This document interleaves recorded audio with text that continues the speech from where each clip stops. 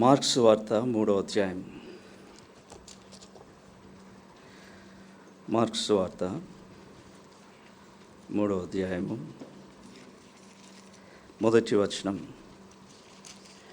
సమాజ మందిరంలో ఆయన మరలా ప్రవేశింపగా అక్కడ ఓచు చేయగలవాడు ఒకడుండెను. 7వ వచనం. యేసు తన శిష్యులతో కూడా సముద్రం నదుకు వెళ్ళగా గలిలయ నుండి వచ్చిన గొప్ప జనసమూహము ఆయన వెంబడించెను. 13వ వచనం.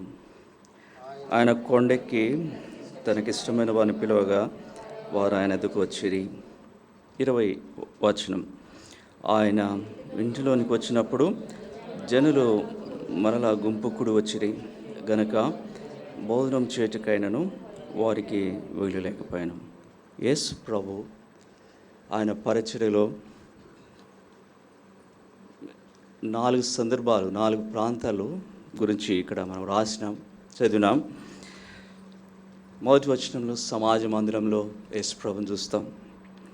7వ వచనంలో సముద్రం వద్ద, 13వ వచనంలో కొండ మీద, 20వ వచనంలో ఇంటిలో.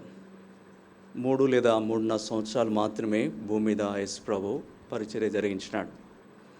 ఆ 3 సంవత్సరాలు చాలా తీరిక లేకుండా ఎంతో శ్రమ పడుతుండేవాడు. ఎక్కువ సమాజ మందిరాలు బోధించేవాడు. కానీ అంతటితోనే ఆయన కాకుండా ఇంకా ఇలాంటి సందర్భాలు ప్రభు చేస్తూ వచ్చినాడు. 10వ అధ్యాయం చూడండి. మత్తయి సువార్త 10వ అధ్యాయం 35వ వచనం. యేసు వారి సమాజ మందిరములలో బోధించుచు రాజ్య సువార్త ప్రకటించుచు ప్రతి విధమైన రోగమును ప్రతి విధమైన వ్యాధిని స్వస్థపరచుచు సమస్త పట్టణంలేందును గ్రామంలేందును సంచారం చేసెను. కనుక అనేక ప్రాంతాల్లో, అనేక పట్టణాల్లో యేసు ప్రభు సమాజ మందిరాలు బోధిస్తుండేవాడు.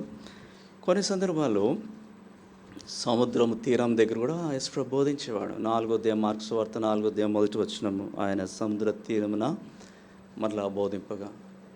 కొన్ని సందర్భాల్లో కొండ మీద కూడా యేసు ప్రభు పరిచయం చేస్తుండేవాడు. కొండ మీద యేసు ప్రభు చేసిన ప్రసంగము. అట్లనే కొండ మీదకు తన 3 శిష్యులను తీసుకెళ్ళి అక్కడ వారి ఎదుట రూపాంతరం పొందిన సందర్భాలు ఉన్నాయి. కొండల మీద ప్రభు పరిచయం చేసేవాడు, సముద్ర తీరం దగ్గర పరిచయం చేసేవాడు, సమాజ మందిరాలు పరిచయం చేసేవాడు. ఇంటిలో కూడా అంతే. ఇప్పుడు మార్క్స్ వార్త 1వ అధ్యాయంలో ఆయన ఇంటిలో పరిచయం చేశాడు. 2వ అధ్యాయంలో కపెర్నహూములో ఇంటిలో కూడా అక్కడ పక్షవాయువు గల వారిని ప్రభు బాగా చేసినాడు. కనుక ఆ సందర్భాలు, ఆ ప్రాంతాల్లో యేసు ప్రభు భూమి మీద ఉన్నప్పుడు పరిచయం చేసినప్పుడు ఆయన దగ్గరికి చాలామంది వచ్చేవారు. యేసు ప్రభు దగ్గరకు వచ్చిన వారిని 3 గుంపులుగా చేయవచ్చు. మనం చదివిన మార్క్స్ వార్త 3వ అధ్యాయంలో యేసు ప్రభు యొద్దకు వచ్చిన వారు 3 గుంపులుగా ఉన్నారు. ఒక్కొక్క గుంపు ఒక్కొక్క విధంగా ప్రవర్తించేవారు యేసు ప్రభు ఎడల. ఒక గుంపు ప్రభుని ద్వేషించేవారు, మరొక గుంపు ప్రభుని ప్రేమించేవారు.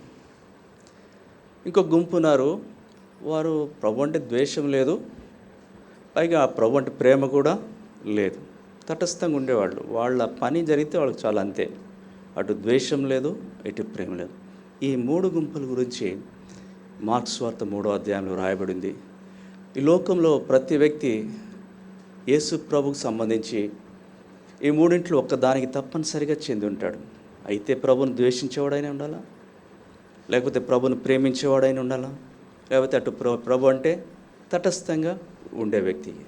వాళ్ళ యొద్ద నీ జీవితంలో ఏ గుంపుకు నువ్వు చెందిన వాడుకున్నావు?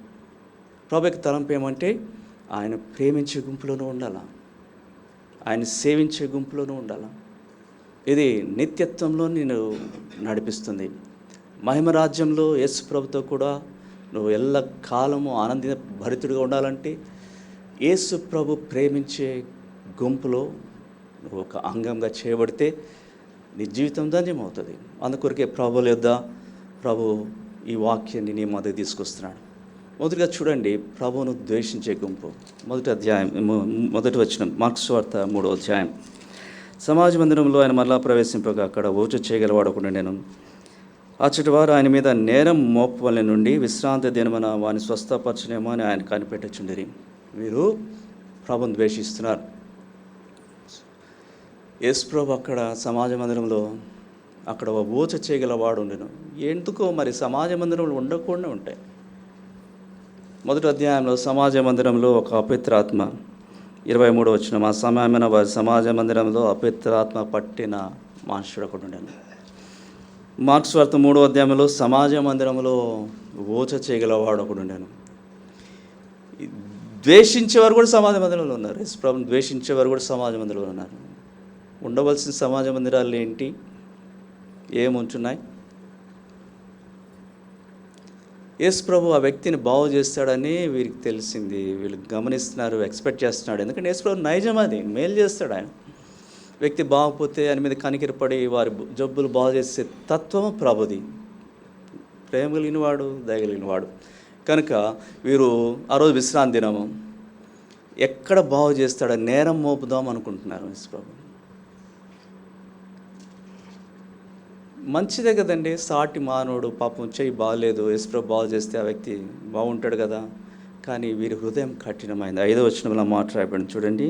ఆయన వారి హృదయ కాఠిన్యమునకు, కఠినమైన హృదయం మారితే, వాడు అట్లా ఊచ చేతితో చచ్చిపోయినా పర్లేదు కానీ బాగు చేయబడకూడదు. హృదయ కాఠిన్యం. చివరికి యేసు ప్రభు వారు అనుకున్నట్టే అక్కడ బాగు చేసి పెట్టాడు. ఆయన తన మేలు చేయటం మానలేదు. వాళ్ళు చివరికి ఎంతగా తెగించారంటే 6వ వచనం, పరిసయ్యులు వెలుపలికి పోయి వెంటనే హేరోదీయులతో కలుసుకొని ఆయన ఎలాగ సంహరించమని ఆయనను విరోధంగా చివరికి చంపేద్దాం అనుకున్నారు యేసు ప్రభుని. యేసు ప్రభు చేసిన తప్పేంటండి? ప్రాణరక్షణ ధర్మమా, ప్రాణహత్య ధర్మమా? మేలిచ్చేట ధర్మమా, కీడిచ్చేట ధర్మమా? చెప్పగలరు దానికి జవాబు? ప్రాణరక్షణ ధర్మం అని చెప్పచ్చు, మేలు చేయట ధర్మం అని చెప్పచ్చు.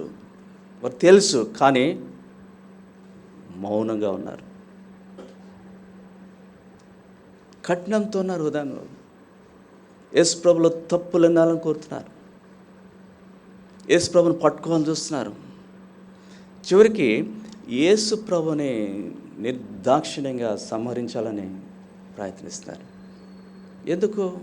వారి హృదయ పరిస్థితి అలాంటిది, వారి హృదయం యొక్క కాఠిన్యం అలాంటిది. లోకంలో ఈరోజు అట్లానే ఉన్నారు. వారు తమ హృదయ కాఠిన్యాన్ని బట్టి యేసు ప్రభుని ద్వేషిస్తున్నారు, సువార్తను ద్వేషిస్తున్నారు, సువార్తికులను ద్వేషిస్తున్నారు. విరోధులుగా ఉన్నారు, సువార్తకు విరోధులుగా ఉన్నారు. వారికి నచ్చదు. సువార్త ద్వారా ఒక వ్యక్తి రక్షించబడి పాప క్షమాపణ పొంది జీవితం మారుతుంటే అది వాళ్ళకి అంత ఇష్టం లేదు. వాడు ఎట్లా పోయినా పర్లేదు, యేసు నామం ప్రకటించబడకూడదు. వారి యొక్క పగ అలాగుంది, హృదయ కాఠిన్యం. వీళ్ళు ఎంతగా కఠినపరుచుకుంటారంటే రేపు వాళ్ళు ఒకవైపు యేసు ప్రభు సంఘంను తీసుకొని పోయిన తర్వాత, ర్యాప్చర్ జరిగిన తర్వాత మహాశ్రమల కాలం భూమి మీద రాబోతుంది. భయంకరమైన ఉగ్రత దినాలవి. అంత కఠినమైన శ్రమ పొందుతున్నా కూడా అప్పుడు కూడా హృదయము కఠినపరుచుకునే ఉంటారు, మారుమనసు పొందరు. చూడండి ప్రకటన గ్రంథం 16వ అధ్యాయం, ప్రకటన గ్రంథం 16వ అధ్యాయము 9వ వచనం. కాగా మనుషులు తీవ్రమైన వేడిమితో కాలిపోయి ఈ తెగుళ్ళ మీద అధికారం గల దేవుని నామమును దూషించిరి కానీ ఆయన మహింపరచినట్లు వారు మారుమనసు పొందిన వారు కారు. 11వ వచనం. తమకు కలిగిన వేదనలను బట్టి పుండ్లను బట్టి పరలోకమందున్న దేవుని దూషించిరి కానీ తమ క్రియలను మాని మారుమనసు పొందిన వారు కారు. వారు మారుమనసు పొందరు, కాలిపోతున్నారు. అక్కడ పుండులు వస్తున్నాయి, వేదనలు వస్తున్నాయి, ఇంత దేవుడు కొడుతున్నా కూడా వారు మాత్రము హృదయం మార్చుకోరు. ఇలాంటి గుంపు, ప్రభుని ద్వేషించే గుంపు. ఈ గుంపు పక్షంగా వీరి వైపు ప్రభు ఎట్లా తన వైఖరిని చూపించాడు? 5వ వచనం, మార్క్స్ వార్త 3వ అధ్యాయం 5వ వచనం. ఆయన వారి హృదయ కాఠిన్యమునకు దుఃఖపడి కోపంతో వారిని, ప్రభుకు 2 వచ్చినాయి వారిని చూడగానే, దుఃఖం వచ్చింది, కోపం కూడా వచ్చింది. కోపం సహోదరుడా సహోదరి, దేవుని కోపము ఒక మానవుని మీద ఉండకూడదు. దేవుని దయే ఎల్ల కాలం మన మీద ఉండాలి. ఆయన దయ ఉంటే క్షేమంగా ఉంటాం. దయపోయి మన ఎడల దేవుని కోపం వస్తే దేవుడు కోప్పడతాడా? కోప్పడతాడు. ఆయన దాని కొరకు ప్లాన్ చేస్తాడా? ప్లాన్ చేస్తాడు. దాని కొరకు ఒక సమయాన్ని నిర్ణయిస్తాడు. Accurate planning ప్రభుది. యెషయా గ్రంథం 63వ అధ్యాయం 4వ వచనం చూడండి. ఒకరోజు ఆయన నిర్ణయించినాడు. యెషయా గ్రంథము 63వ అధ్యాయం 4వ వచనం, పగ తీర్చుకుని దినము నా మనసునకు. ఎందుకు ఆయన పగ తీర్చుకోబోతున్నాడు? ఇలాంటి వారిని బట్టి, హృదయ కఠినపరుచుకున్న వారిని బట్టి, ఆయన ద్వేషించే వారిని బట్టి, ఆయనకు అవిధేయులైన వారిని బట్టి పగ తీర్చుకునే దినాన్ని ఒకరోజు నిర్ణయించాడు ప్రభు. అందుకని దేవుని వాక్యం ఈ మాట రాయబడింది. హెబ్రీయుల రాసిన పత్రిక 10వ అధ్యాయం 31వ వచనంలో, జీవం గల దేవుని చేతిలో పడుట భయంకరమా. ఆయన చేతిలో పడకూడదు, అది భయంకరమైంది. కాబట్టి ఇక్కడ ఈ మొదటి గుంపు ప్రభుని ద్వేషించే గుంపు,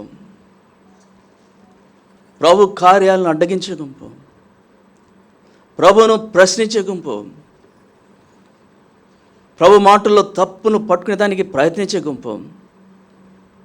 ఇలాంటి గుంపును ప్రభు రేపు కోపడతాడు. ఇలాంటి గుంపు ప్రభు కోపానికి, ప్రభు దుఃఖానికి కారణమైంది. ఆ గుంపులో నీవేమైనా ఉన్నావా? లేవు అని నేను నమ్ముచున్నా. ప్రభును ద్వేషించే గుంపులో నువ్వు ఉంటే ఈరోజు ఇక్కడ మందిరంలో ఉండవు, దేవుని ప్రజల సహవాసను రావు. ఆ గుంపుకు నువ్వు చెందినవాడవని, చెందిన దానవని నమ్ముచున్నాను.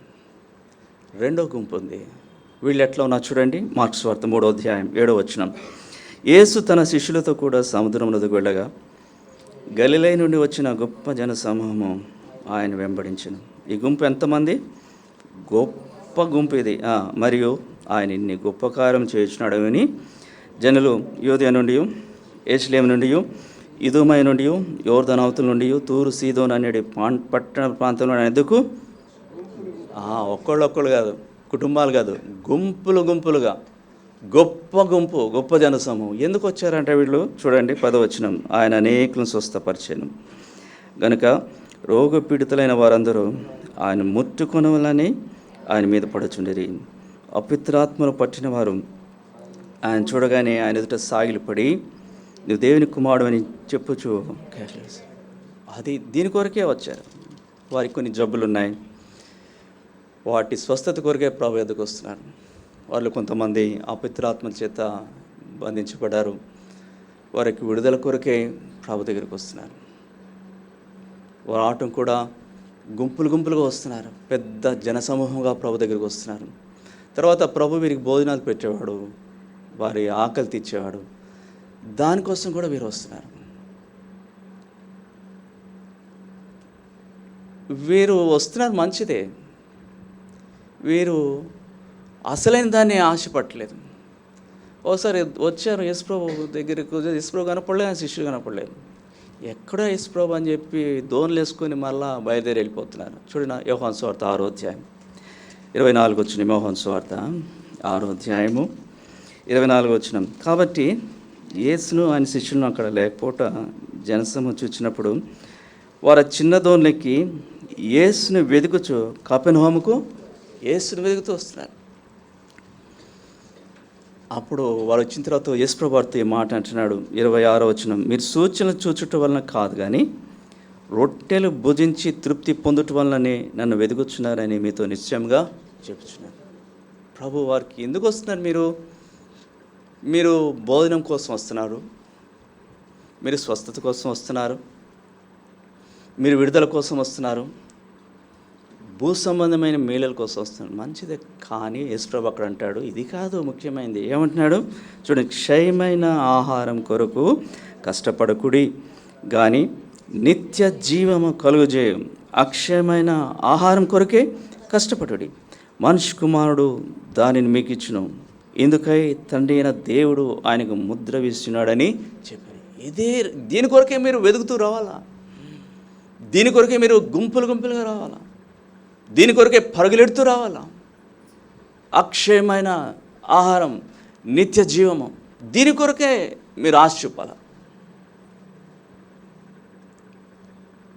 అయితే మీరు దాని కొరకైనా ఆశ లేదు, వారి స్వార్థం వారిది. వారి జబ్బు తగ్గితే చాలు, వారి కడుపు నిండితే చాలు, వారికి విడుదల నొందితే చాలు. అంతవరకు యేసుప్రభును ఒక డాక్టర్గా మాత్రమే చూస్తున్నారు. యేసుప్రభును ఒక డెలివరర్గా మాత్రమే చూస్తున్నారు. యేసుప్రభు దగ్గర ఏదో భౌతికమైన మేలు జరుగుతుంది చాలు, అంతవరకే ఉంది. యేసుప్రభు అసలు చెప్పటం మార్క్స్ వార్త 1వ అధ్యాయం చదవండి, 14-15 వచ్చిన అసలు లోకానికి మొట్టమొదటి వర్తమానం యేసుప్రభు ఏం చెప్పినాడు ఆయన? మార్క్స్ వార్త 1వ అధ్యాయం 14-15 వచ్చిన, కాలం సంపూర్ణమైనది, దేవుని రాజ్యము సమీపించినది, మారుమనసు పొంది సువార్త నమ్ముడి. ఇది ప్రభు చెప్పాడు. మారుమనసు కొరకే ఆయన ప్రకటన చేశాడు. ఇది అక్షయమైన నిత్య జీవము. దీని కొరకే ఆయన అడుగుతుంటే వాడు దీని విషయమే ఆశ లేదు, దీని కొరకైనా తప్పన లేదు, కేవలం తాత్కాలికమైన మేలు కొరకే. జబ్బు తగ్గచ్చు, మళ్ళీ రావచ్చు కదా.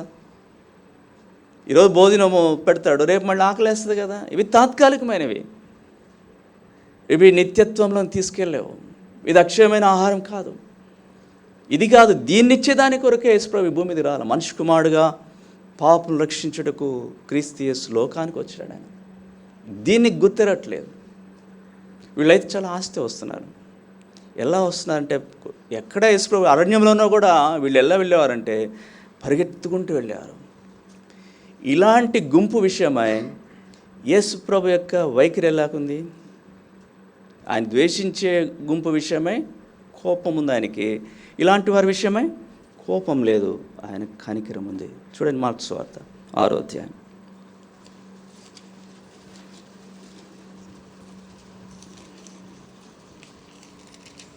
మార్క్స్ వార్త 6వ అధ్యాయము 33వ వచనం. వారు వెళ్ళుచుండగా జనులు చూచి అనేకులు ఆయనను గుర్తిరిగి సకన పట్టణంలోని అక్కడికి కాలినడకను పరిగెత్తి వారికంటే ముందుగా వచ్చిరి. గనుక యేసు వచ్చి ఆ గొప్ప జనసమూహం చూచి వారు కాపర్లేని గొర్రెల వలె ఉన్నందున వారి మీద కనికరపడి వారికి అనేక సంగతులను వారిని చూడగానే ప్రభుకి చాలా జాలి వేసిస్తుంది, చాలా దయాస్తుంది. నా కోసం ఇంత అరణ్యంలోనూ కూడా పరుగులిడుకుంటూ వస్తున్నారు, గుంపులు గుంపులుగా వస్తున్నారు. ప్రభు వారి మీద చాలా జాలిపడేవాడు, వారి కోరినట్టే వారిని బాగు చేసేవాడు, వారి అక్కర తీర్చేవాడు, వారికి భోజనం పెట్టేవాడు.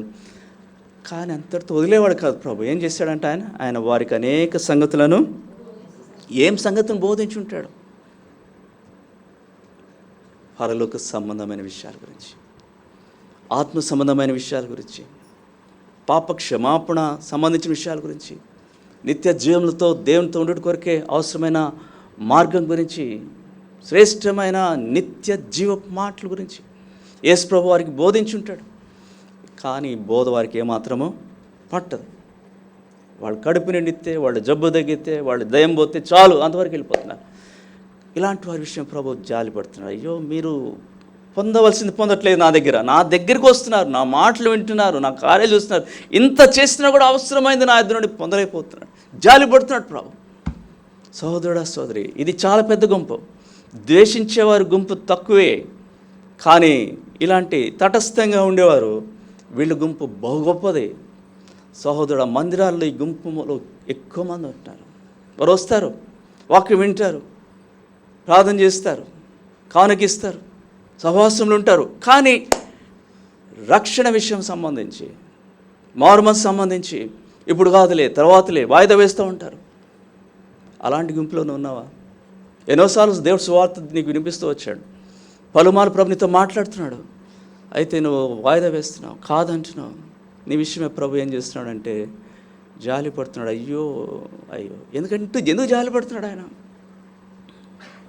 ఎందుకు కనికరపడుతున్నాడు? ఇలాగుండి ఎప్పుడు వెళ్ళిపోతావు ఈ భూమి మీద విడిచిపెట్టి? అయ్యి ఇంత వచ్చి, ఇంత విని, ఇంత నేర్చుకొని, అనుభవం చూసిన తర్వాత కూడా మారుమనసు పొందకపోతే, రేపు నీ అనుకున్న రీతిగా నీ ప్రాణం పోతే జాలి నీ మీద. ప్రభు కనికరపడుతున్నాడు ఇప్పుడు కూడా. ఎందుకు నిర్లక్ష్యం చేస్తున్నావు, ఎందుకు ఆలస్యం చేస్తున్నావు అని, ఎందుకు నీ సొంత మార్గాల్లో కొనసాగుతున్నావు అని జాలి పడుతున్నాడు. సహోదరుడా, సహోదరి, ఆయన నిల్చున్నాడు అంటండి. ప్రభు నిలబెట్టాడు. ఎందుకు ప్రభు నిల్చున్నాడు? అత్యున్నతమైన సింహాసనం మీద ఆసీనుడై ఉండవలసిన దేవుడు ఒక వ్యక్తి కొరకై సింహాసనం దిగి నిలబడ్డాడు. ప్రభు నిలబెడతామా? మనకు సంబంధించిన గొప్ప అధికారి లేకపోతే ఒక ముఖ్యమంత్రి వచ్చి అక్కడ ఉంటే ఏం చెప్తారు? ఆయన నిలబడ్డాడు. He's waiting for you, he's standing for you, just go, వెళ్ళిపో అని ఎంతకాలం నిలబడతావు? ప్రభు నిలబడ్డాడు. ఎందుకో తెలుసా? యెషయా గ్రంథం 30వ అధ్యాయం.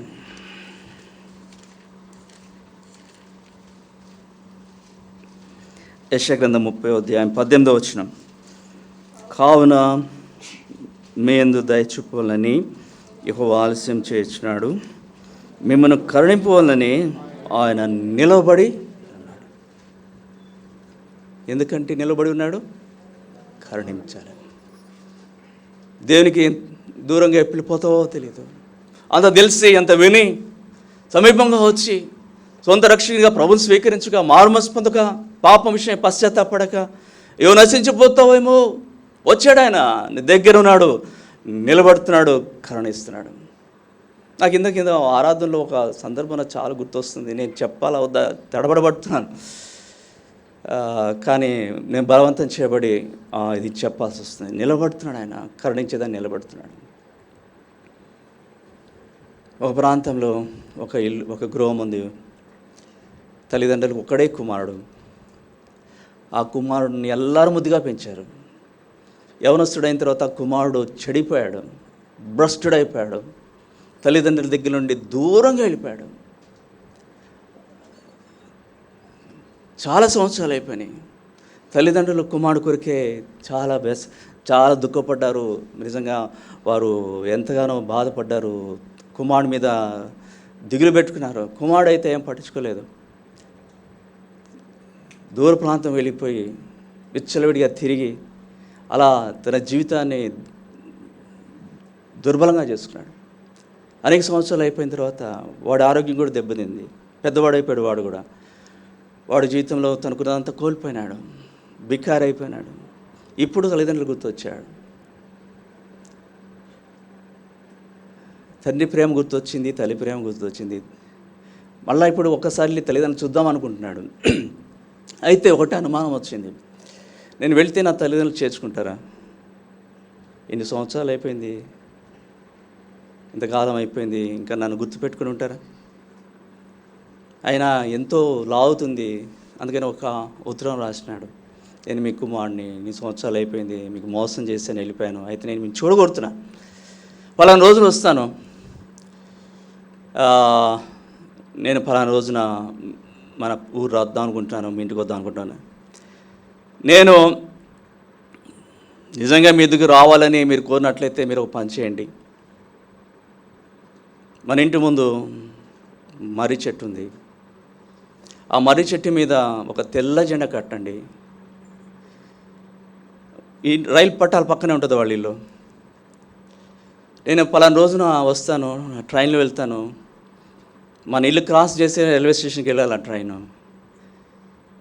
నేను కిటికీలోని చూస్తాను, ట్రైన్ కిటికీలోని చూస్తాను. నిజంగా నేను రావటం మీకు ఇష్టమని మీరు సిద్ధపడి ఉంటే మీరు ఆ మర్రి చెట్టు మీద కట్టిన తెల్ల జెండాను చూసి మీరు రావటం ఇష్టమే కుమారుడా అని చెప్పి మేము దిగి నేను ఇంటికి వస్తాను. లేదు ఇంకెందుకు రా, నువ్వు ఎప్పుడో చచ్చిపోయావు అనుకున్నాము, ఇంకెందుకు వస్తావు, నువ్వు రావటం మాకు ఏమాత్రం ఇష్టం లేదు అంటే మీరు అట్లా తెల్ల జెండా మర్రి చెట్టు మీద కట్టకండి, నేను చూసుకుంటూ వెళ్ళిపోతాను, ఇక నా జీవితంలో మరెన్నడూ కూడా నేను చూడను, నేను చనిపోతాను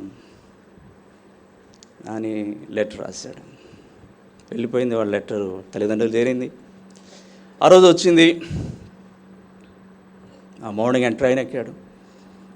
ట్రైన్ వెళ్తుంది, రకరకాల తలంపులు. జీవితంలో ఏదో ఒకటి తేలిపోతుంది. ఈరోజు నా తల్లిదండ్రులను చేర్చుకుంటారా, నేను తల్లిదండ్రులతో మిగిలిన కాలం జీవిస్తాను. తల్లిదండ్రులను చేర్చుకోరా, ఈ సాయంత్రం ఇక ఏదో ఇక ఎందుకు బ్రతకడం అనవసరం, జీవితం అంతా కోల్పోయాను, నష్టపోయాను, కనుక ఆత్మహత్య చేసుకుని చనిపోదాం అనుకుంటున్నాడు. హృదయంలో ఎంతో వేదన. ఏం జరగబోతుందో 10 గంటలు అయిపోయింది, ట్రైన్ వెళ్ళిపోతుంది. ఇంకా దగ్గరికి వెళ్ళిపోతుంది. ఇంకో 1 అవర్, హాఫ్ అన్ అవర్లో వాళ్ళ ప్రాంతం వస్తుంది. వెళ్తుంది, ఆ బ్రిడ్జ్ దాటింది. ఇంకా 5 నిమిషాల్లో వాళ్ళ హౌస్ని క్రాస్ చేస్తుంది. వెళ్తుంది. ఈయన ఏమవుతుందో చాలా క్యూరియస్కున్నాడు. వచ్చింది. ఒక్కసారిగా ఆయన హౌస్ క్రాస్ చేసేటప్పటికి కిటికీలో నుంచి ఇంటి వైపు చూశాడు. ఆయన మర్రి చెట్టు మీద చూస్తే ఒక్క జెండా కాదు, ఎన్నో జెండాలు ఉన్నాయి ఆ మర్రి చెట్టు మీద. ప్రతి కొమ్మకు ఒక జెండా ఉంది, తెల్ల జెండాలు కట్టబడ్డాయి. వెళ్తుంటే చూశాడు, ఆ మర్రి చెట్టు కింద వాళ్ళ అమ్మగారు ఒక తెల్ల జెండా పట్టుకొని ట్రైన్ కోసం చూస్తుంది. తల్లిని చూడగానే ఆయనకు చాలా దుఃఖం వేస్తుంది. తల్లి బాగా చిక్కిపోయింది, వృద్ధురాలైపోయింది. వృద్ధురాలైన తల్లి ఆ ట్రైన్లో తన కొడుకు ఎక్కడున్నాడు అని చెప్పి మర్రి చెట్టు కింద తెల్ల జెండా పట్టుకొని చూస్తుంది. తల్లిని చూడగానే తట్టుకోలేకపోతున్నాడు. అయ్యో, నా తల్లి ఇట్లా చిక్కిపోయింది నా కోసం వెళ్తున్నాడు. ట్రైన్ వెళ్ళిపోతుంది, రైల్వే స్టేషన్కి దిగిపోవాలి. ఇప్పుడు అనుకున్నాడు, మరి తల్లి కనపడింది కానీ నా తండ్రి కనపడలేదేంటి? నా తండ్రి ఏమయ్యాడు? ఒకవేళ నా మిషన్ మీద దిగిలేసుకుని చచ్చిపోయాడా నా తండ్రి? పెద్దగా వెక్కి ఆ ట్రైన్ కంపార్ట్మెంట్లో వెయిట్ చేస్తున్నాడు. రైల్వే స్టేషన్లో దిగిపోయాడు. లగేజ్ తీసుకొని రైల్వే స్టేషన్కు బయటకు వస్తుంటే ఒక్కసారిగా ఆగిపోయాడు. ఆ రైల్వే స్టేషన్ ఎదురుగా ఆ మండు టెండలో ఒక వృద్ధుడు తెల్ల జెండా పట్టుకొని నిలబడ్డాడు. ఆయన ఎవరో కాదు, తన తండ్రి. అవిధేయులై ఎదురాడు ప్రజలకు దినమెల్లా నా చేతులు చాపుచున్నాను. సహోదరుడా, సోదరి, నీ కొరకై నిన్ను కరుణించాలని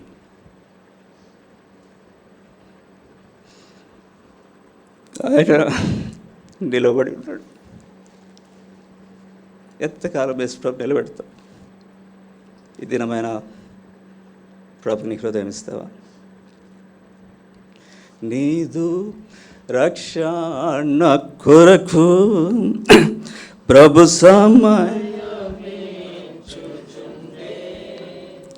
నీదు రక్షణ ప్రభు నేడే రక్షణ దినము అంగీకరించు. నేడే రక్షణ దినము అంగీకరించుమిప్పుడే. క్రీస్తే సర్వాధికారి, క్రీస్తే అల్ఫా ఓమేగా, ఆది అంతము క్రీస్తే, యుగములు క్రీస్తే, క్రీస్తే సర్వాధికారి. కాబట్టి ప్రియమైన సోదరి సోదరుడా, నువ్వు ఇంతవరకు రక్షించబడకపోతే, నిత్య జీవన కొరకైనా ఏర్పాటుని జీవితంలో చేయబడకపోతే, నీ కొరకు నిలబడిన ప్రభు నిన్ను దయచూపాలని, నిన్ను కరుణించాలని నీ హృదయం దగ్గర నిలబడిన ప్రభుకు నీ హృదయ ద్వారం తెరువు. అవును ప్రభువా, పాపిని నా కొరకై కలువసిలులో ప్రాణం ఇచ్చినావు. నా రక్షణార్థమై ప్రభా నిన్ను వేయపరుచుకున్నావు. ప్రభా, నా పాపం క్షమించము, నన్ను అంగీకరించము, నా జీవితాన్ని మార్చము. ఆ విధంగా ప్రభు ఎదురు నీ పాపం ఒప్పుకుంటుందా విన్నాం. మన పాపం మనం ఒప్పుకొని ఎడలా ఆయన నమ్మదగినవాడు, నీతిమంతుడు గనుక ఆయన మన పాపం క్షమించి సమస్త దుర్నీతి నుండి మనలను పవిత్రులుగా చేయండి. 3వ గుంపు ఉన్నారు. ఈ గుంపు ఎలా ఉన్నారు చూడండి. మార్కు సువార్త 3వ అధ్యాయం 13వ వచనం. ఆయన కొండకి తనకిష్టమైన వారిని పిలవగా వారు ఆయనకు వచ్చిరి. ఎవరు వీరు? ఆయన శిష్యులు. ఈ శిష్యులు ఎలాగున్నారు? ప్రభుకు ఇష్టలుగా ఉన్నారు. తనకిష్టమైన వారు. ఎలా శిష్యులైనారు? యేసు ప్రభునందు విశ్వాసం ఉంచడం వలన శిష్యులయ్యారు. యేసు ప్రభును వారు ఏమని విశ్వసించినారు? ఒకసారి యేసు ప్రభు వాళ్ళని అడుగుతున్నారు, మీరు కూడా వెళ్ళిపోతారా? పాపం ఆయన చాలా జాలిగా అడుగుతున్నారు, మీరు కూడా వెళ్ళిపోతారా? అందరూ వెళ్ళిపోతున్నారు. పాపం లేదయ్యా, నీవే నిత్య జీవపు మాటలు, మేము ఎవరిని దిగలుగుతాం ప్రభా అని చెప్పి ఒక చక్కటి మాట అన్నారు. చదవండి యోహాను సువార్త 6వ అధ్యాయం 69వ వచనం. ఏమని నమ్మినారు యేసు ప్రభుని వారు?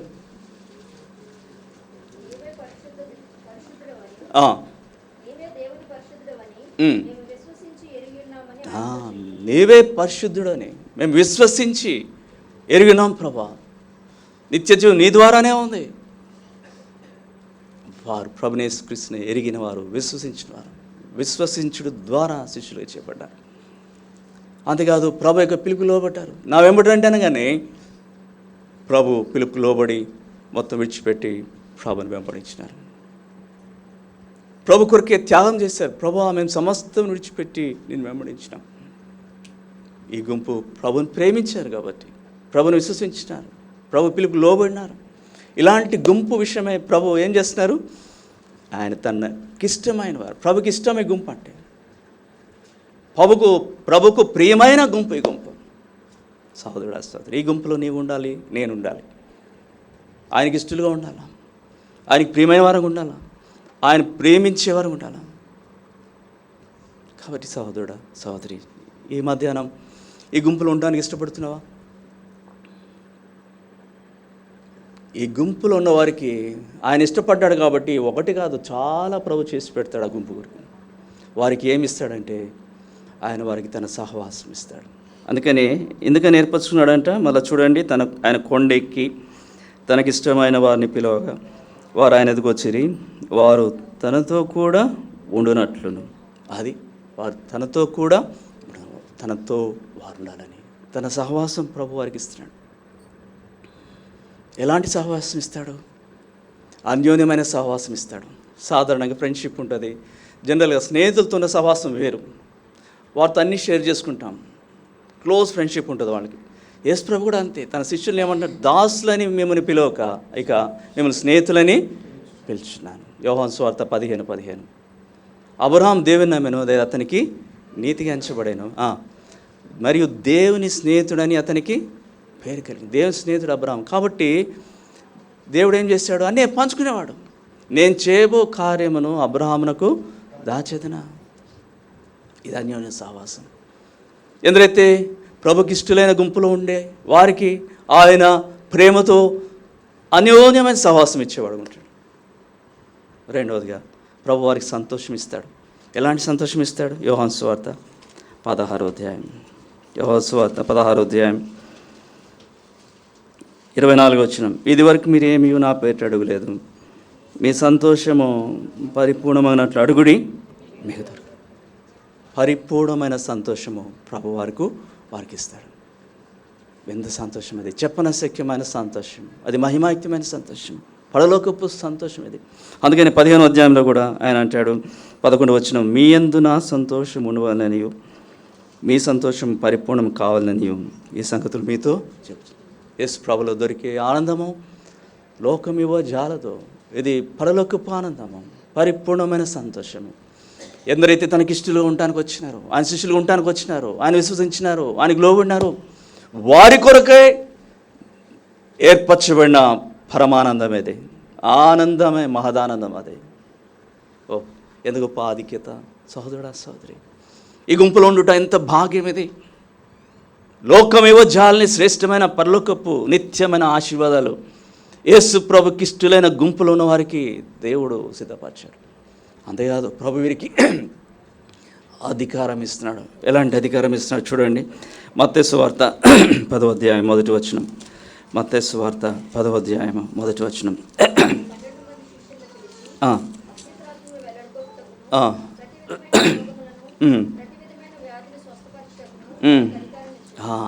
వారికి అధికారం ఇచ్చాడు. ప్రతి విధమైన వ్యాధి మీద, ప్రతి విధమైన రోగం మీద ప్రభు వారికి అధికారం ఇచ్చాడు.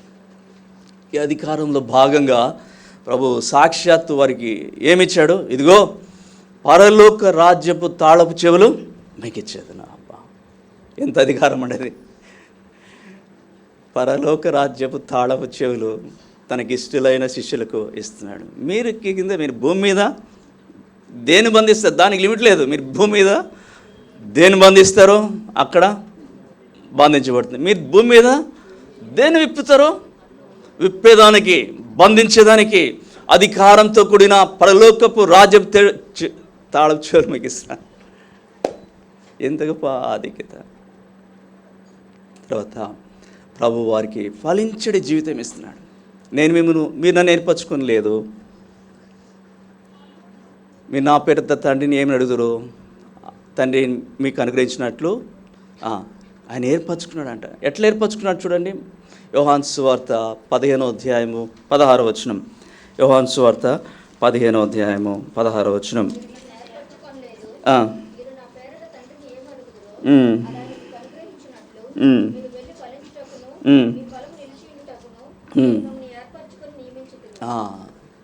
దేని కొరకే?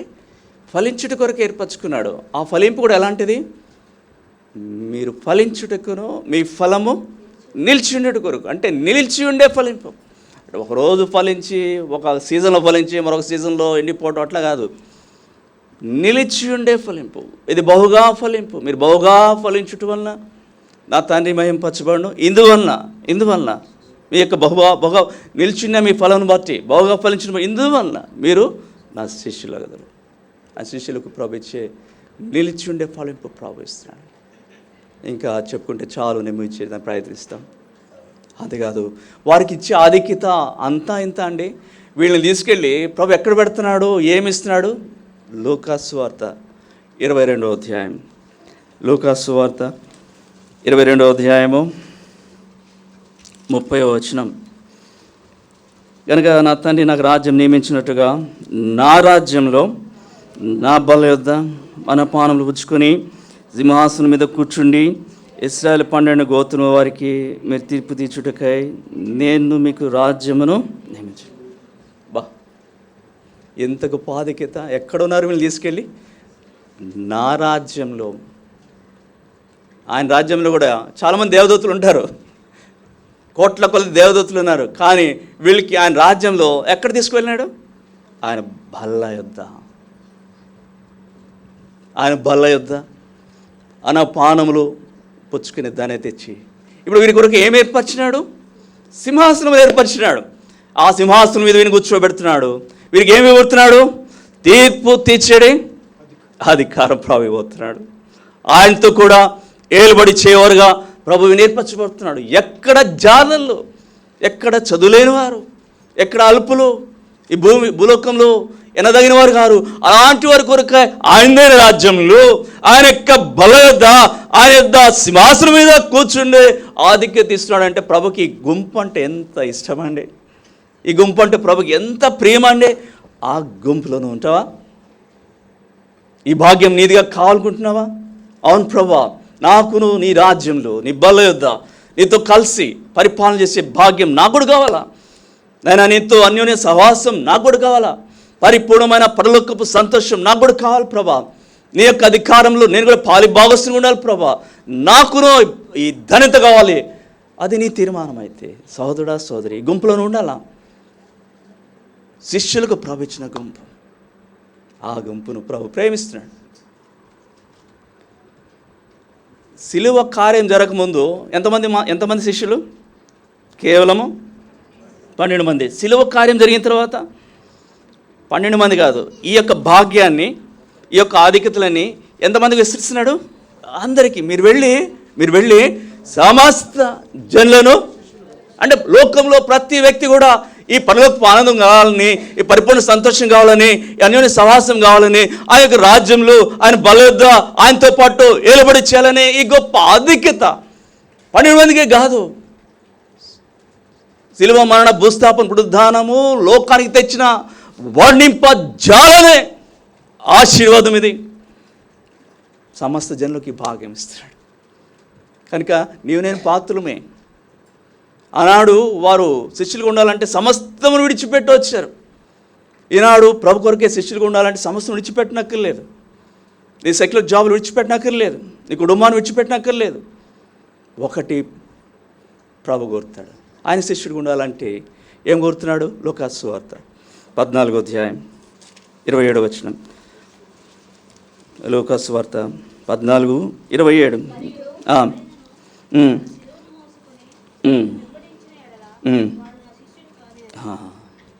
నా సిలువను మోసుకొని నన్ను వెంబడింపను. సిలువను మోయక మునుపు ఇంకోటి చేయబడాలి. ఏంటి? లూకాసు వార్త. ఎవరు ఆ సిలువను మోయగలరు? లూకాసు వార్త 9వ అధ్యాయం 23వ వచనం. మరి ఆయన అందరితో ఇట్లా, నేను ఎవడైనాను నన్ను వెంబడింపగోరినెడల తను తాను ఉపేక్షించుకొని ప్రతి దినము తన సిలువనెత్తుకొని. ఇది యేసు ప్రభు కొరకే శిష్యునిగా ఉండాలంటే అవసరమైన రిక్వైర్మెంట్ ఇది. 2 ఉన్నాయి: ఉపేక్షించుకొనుట, సిలువనెత్తుకొనుట. ఎందరైతే దీన్ని అభ్యాసం చేసినారో, అనుభవంలోనికి వచ్చినారో, వారు ప్రభుకి ఇష్టలైన గుంపులో చేర్చబడతారు. సహోదరుడా, ఉపేక్షించుకొనుట, దీన్ని కలిగి ఉంటే గాన ఎంత గొప్ప ధన్యత. ఉపేక్షించుకొనుట అంటే కాదనుకొనుట, లేదనుకొనుట. ఇక్కడే మనము అధిగమించలేము. ఎందుకంటే ఇది మన సెల్ఫ్ ఒప్పుకోదు, మన స్వయం ఒప్పుకోదు. అంత్యదినములలో అపాయకరమైన కాలంలో వచ్చిందని తెలుసుకున్నాము. అప్పుడు మనుషులు 19 విధాలుగా ఉంటారు. ఆ జాబితాలో మొట్టమొదటిది ఏంటంటే మనుషులు స్వార్థప్రియులు. అంటే ఇంగ్లీష్లో చక్కగా రాయబడింది, లవర్స్ ఆఫ్ సెల్ఫ్. ఆ తర్వాత ధనాపేక్ష, లవర్స్ ఆఫ్ మనీ. ధనాపేక్షల కంటే ఎలా ఉంటారు మనుషులు? స్వార్థం అంటే స్వయం, నేను, నాది, నాకు, నా తర్వాతే నా కుటుంబం, నా ఉద్యోగం, నా పని, నా సేవ. తర్వాత నువ్వు ప్రభుకి ఇష్టమైన గుంపులో ఉండాలంటే ఇది ఉపేక్షించబడాలా. ఏం చెప్పుకోవాలా? నేను కాదులే, నాకు లేదులే, నేను వద్దులే, నేను పక్కకి వెళ్ళిపోతాను, నేను వెనక్కి వెళ్ళిపోతాను, నేను దాగి ఉంటాను. ప్రభా మీరు రండి, నా భుజాల మీద నేను ఎక్కించుకుంటాను. ప్రభా మీరు నా ముందు ఉన్నాను. ప్రభా మట్టివాడిని, అయోగ్యుడిని, ఎన్నికలేని వాడిని, నేనెందుకు ప్రభా? ఇది ఉపేక్షించుకోవటం. ఇది ప్రాక్టీస్ చాలా. దాగి ఉండేదానికి ఆయన హెచ్చాలి, నేను తగ్గాలి. ఏముంది, నేను దిగంబరిగా వచ్చాను, రేపు వెళ్ళిపోయేది కూడా దిగంబరి జీవితం. అది అంతే. ఏముంది? ఏదైనా కూడా ప్రభు ఇచ్చింది. ప్రభు ఇచ్చిన ప్రాణం, ప్రభు ఇచ్చిన ఆరోగ్యం, ప్రభు ఇచ్చిన క్షేమం, ప్రభు ఇచ్చిన భద్రత, ప్రభు ఇచ్చిన ఆహారం, ప్రభుని బట్టి, ప్రభు కృపను బట్టి, ప్రభు యొక్క వాత్సల్యతను బట్టి, అనుదినం ఆయన చూపింది వాత్సల్యత నూతనమైన కారణం బట్టి ఉన్నాను. కానీ నాలో ఎందుకు ప్రభు? తగ్గించుకోవడం అభ్యాసం చేస్తే, ఉపేక్షించుకోవడం అభ్యాసం చేస్తే, సోదరుడా సోదరి, నువ్వు సిలువను ఎత్తుకోగలుగుతావు. అప్పుడు అనుదినం ప్రభుని వెంబడింపగలుగుతావు. అప్పుడు ఆయనకి ఇష్టలైన గుంపులు నువ్వు కూడా చేర్చబడతావు. ఆ గుంపు అంటే ప్రభుకి ఎంత ప్రేమ, వారికి ఎన్ని ఇస్తాడండి ఆయన. ఇది అవసరం. చాలాసార్లు కొంచెం సందిగ్ధితే మన సెల్ఫ్ ఏంటో మనం చూపిస్తాం. క్యాన్వాసింగ్ ఉంటుంది మన గురించి, మన కుటుంబం గురించి, మన పరిచర్య గురించి, మనకున్న తలాంతుల గురించి. దానివల్ల ప్రభుకి ఇష్టమైన గుంపులో మనం ఉండలేకపోతున్నాం. మన క్యాన్వాసింగ్ అంతా ప్రభు గురించి, ప్రభు కార్యాల గురించి, ప్రభు మహిమ గురించే. ప్రభుని ఎత్తుకుందాం, భుజాల మీద ప్రభుని పెట్టుకుందాం, ప్రభుని ఊరేగిద్దాం, ప్రభుని హెచ్చిద్దాం, ప్రభుని చూపిద్దాం, దాగి ఉందాం, తగ్గించుకుందాం, ఉపేక్షించుకుందాం. దీనికి పరిపూర్ణమైన మాదిరి ప్రభుని యేసుక్రీస్తే. నన్ను జ్ఞాపకం చేసుకుంటూ దీనిని చేయడం, ఎంతగా ఉపేక్షించుకోవడం అంటే ఏంటో లోకానికి ప్రభుని యేసుక్రీస్తు మాదిరి చూపాడు. ఆయన తను తాను ఉపేక్షించుకున్నాడు. పరలోక వైభవాన్ని ఉపేక్షించుకున్నాడు, సింహాసనాన్ని ఉపేక్షించుకున్నాడు, తనకున్న శక్తిని ఉపేక్షించుకున్నాడు. తనకున్న ప్రిస్టేజ్ ఏం లేదు, కాళ్ళు గడుగుతూ వచ్చాడు. అంతా టోటల్ మైనస్లోకి వెళ్ళిపోయాడు. జీరో కూడా కాదు, మైనస్లోకి వెళ్ళిపోయాడు ప్రభు. ఆ పోలికలో రావాలి మనం. ఆత్మీయంగా దినదం ఎదిగే కొద్దీ ఎక్కడ ప్రభావాన్ని నేను చూపించగలను, ఎక్కడ నేను ఇంకా దాగి ఉండగలను, ఎక్కడ నాకు వద్దులే, నేను కాదులే, నాకు లేదులే అని పక్క తొలగలను. ప్రభు నాకు నేర్పించు. అలా ఉపేక్షించుకునే వారికి ప్రభుకి ఇష్టలైన గుంపులో దేవుని బిడ్డలారైతే బ్రతికారు.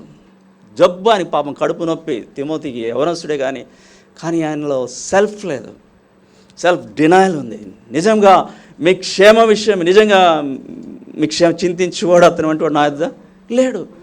అందరు సొంత కార్యాలు చూస్తున్నాడు, ఈయన యేసుక్రీస్తు కార్యాలు చూడట్లేదు. ఈయన యేసుక్రీస్తు కార్యాలు, మీ కార్యాలు, మీ విషయమే చింత. ఓ సహోదరుడు, అసలు ప్రభువుల ఎదుగు వచ్చినప్పుడు అడుగుదాం, ప్రభా ఇదివరకు కేవలం నా స్వార్థం కొరికే ప్రయత్నిస్తున్నాను, నాలో నా యొక్క స్వయం బలంగా పనిచేస్తుంది, దాన్ని కొట్టు ప్రభా, దాన్ని కిందకి నాకు నీవు రాస్థలంలో సింహాసనం నా జీవితం నువ్వు ఉండు ప్రభా, నా ద్వారా నువ్వు మాయం తెచ్చుకో ప్రభా, నీ మార్గం నాకు బయలుపరచు ప్రభా, ఎక్కడ దాగి ఉండాలో ప్రభా నేను దాగి ఉండి నాకు సహాయం చేయి. సహాయపడతాడు ప్రభా. ఆ రైతుకు ఉపేక్షించుకునే దానికి ప్రభా నేర్పించు. ఆ తలంపుతో, ఆ యొక్క ప్రార్థనతో, మనవితో ప్రభుత్వం సరి చేసుకుంటూ యోగ్యంగా ప్రభువుల కొరకై సిద్ధపడదాం.